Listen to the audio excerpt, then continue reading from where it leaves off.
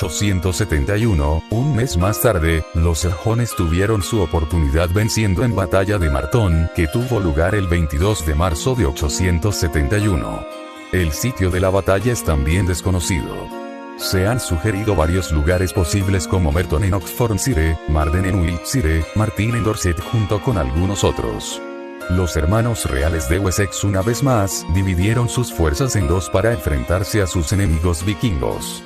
Los sajones al principio hicieron retroceder a los vikingos la mayor parte del día. Sin embargo, nos dicen que los daneses alcanzaron eventual replegarse a una elevación y ganaron la batalla.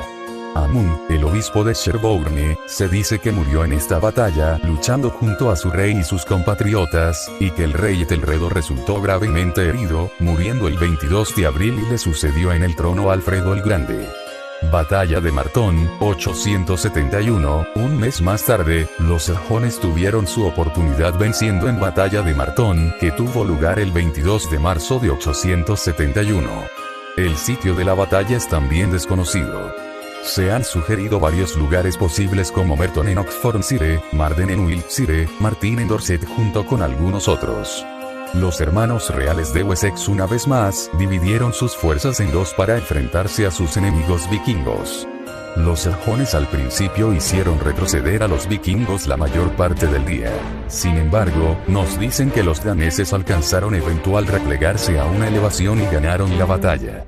Amund, el obispo de Sherborne, se dice que murió en esta batalla luchando junto a su rey y sus compatriotas, y que el rey Ethelredo resultó gravemente herido, muriendo el 22 de abril y le sucedió en el trono Alfredo el Grande. Batalla de Wilton, 871, un mes después de su reinado, el recién coronado rey Alfredo se enfrentó a su primera batalla importante contra los daneses. En mayo Alfredo los encontró con fuerzas desiguales en una colina de Wilton. Una vez más los sajones del oeste lucharon valientemente y parece que en un momento los daneses pudieron haber retrocedido, ya sea como parte de una retirada refugio o bien una retirada auténtica. El rey Alfredo les persiguió con su ejército con la esperanza de acabar con su enemigo de una vez por todas, pero los daneses lanzaron su propio contraataque y lograron mantener el campo de la carnicería. La batalla de Wilton fue la última entre las dos partes en el año 871, conocido como el año de las 9 batallas. En menos de 6 meses los reyes de Wessex habían luchado 9 batallas y otras escaramuzas y expediciones. Ambas partes habían sufrido mucho, perdiendo a muchos de sus líderes militares y condes, por lo que se acordó una tregua en beneficio y sin duda alivio de ambos. Los daneses finalmente pagaron un danegeld a condición de que inmediatamente salieran de Wessex y no regresaran.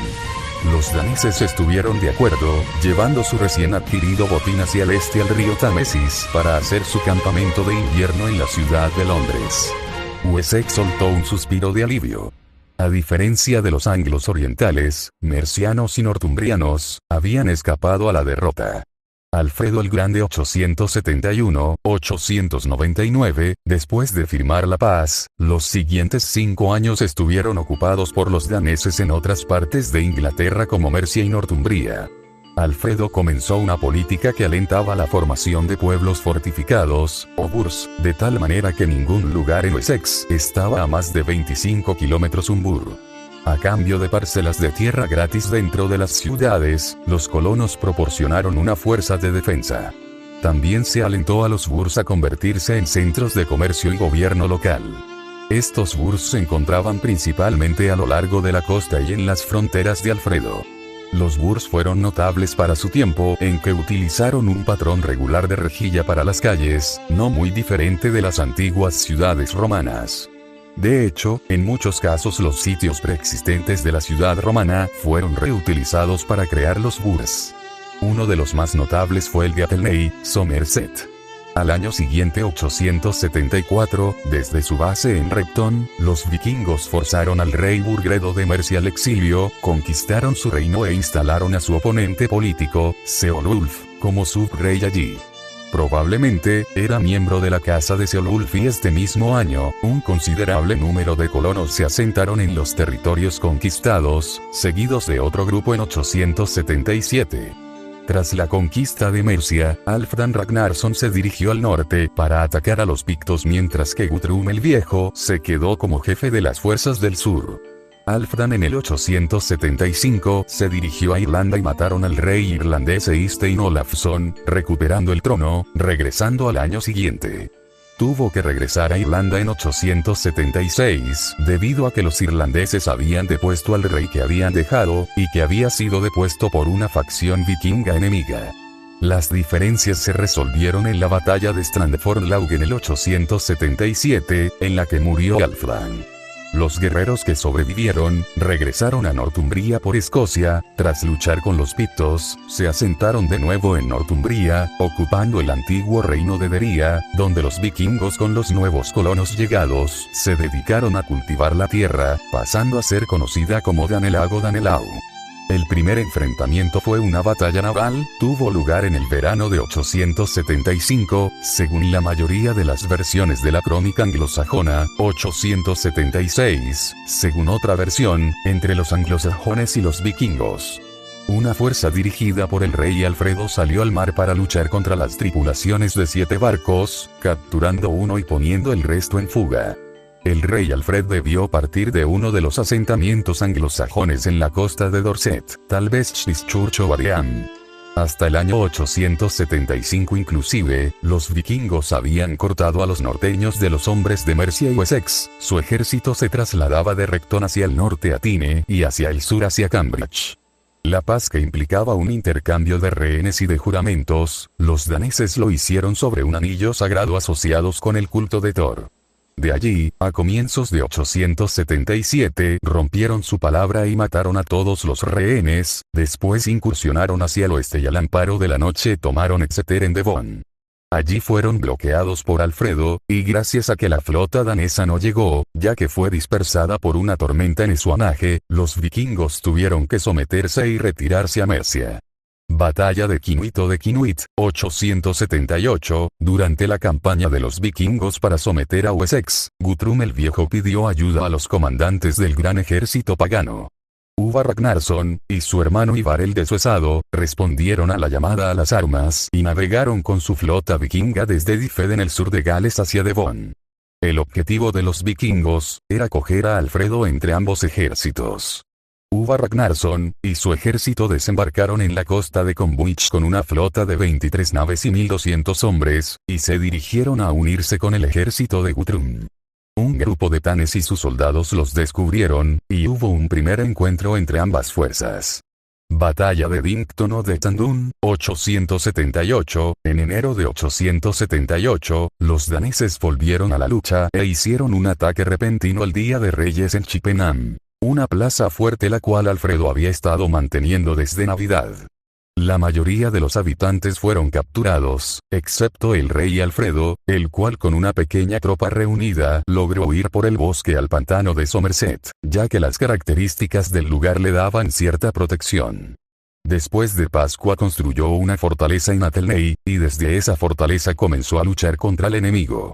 Siendo capaz de montar un movimiento de resistencia efectiva, reuniendo a las milicias locales de Somerset, Wiltshire y Hampshire. En la primavera, reunió sus fuerzas y marchó hacia Dington o Etandun, donde se encontró con los daneses, liderados por Guthrum el Viejo. Los daneses habían aplicado la típica estrategia de ocupar plazas fortificadas y esperar a un tratado de paz, exigiendo un pago monetario, danegeld, a cambio de la promesa de abandonar el reino inmediatamente. En mayo entablaron combate con los daneses a los que derrotaron, siendo conocida como la batalla de Dington o Etandun. Las fuerzas de ambos bandos serían de unos 3000 efectivos, algo superior en las de Alfredo. Los Firth de Alfredo utilizaron la táctica de muro de escudos. Los escudos se colocaron uno solapando a los de sus lados, creando una pared sólida. Las lanzas asomaban a través de pequeñas aberturas en el muro de escudos. En una feroz batalla que duró todo el día, los hombres de Alfredo desgastaron a los daneses, que asaltaron el muro una y otra vez. Cuando se encontraron exhaustos, contraatacaron, derrotando y persiguiendo a los daneses de nuevo a Chippenham, y los atraparon dentro de la propia fortaleza. Después de 14 días de hambre, los daneses pidieron la paz.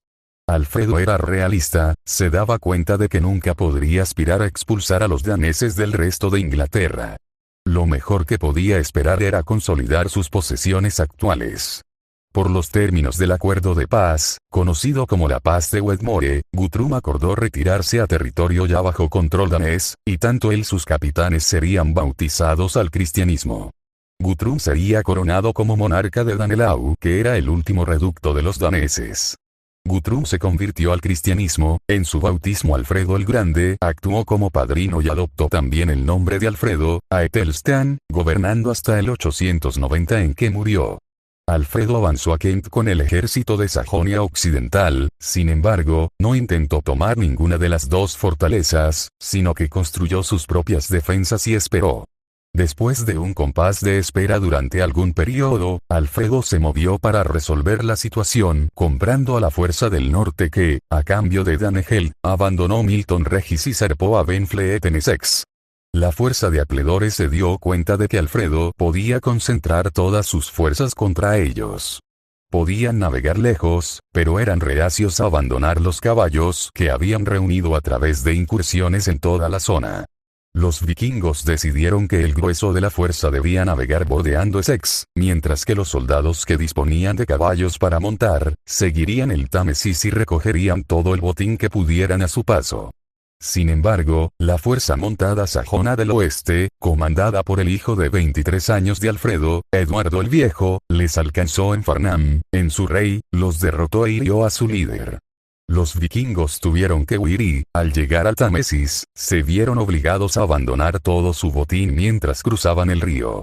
Entonces se refugiaron en una isla en el río Colne, en la unión con el Támesis, cerca de que es actualmente el aeropuerto de Heathrow. Eduardo se movió para sitiar a los vikingos, pero su fuerza se quedó sin suministros y tuvo que abandonar el sitio.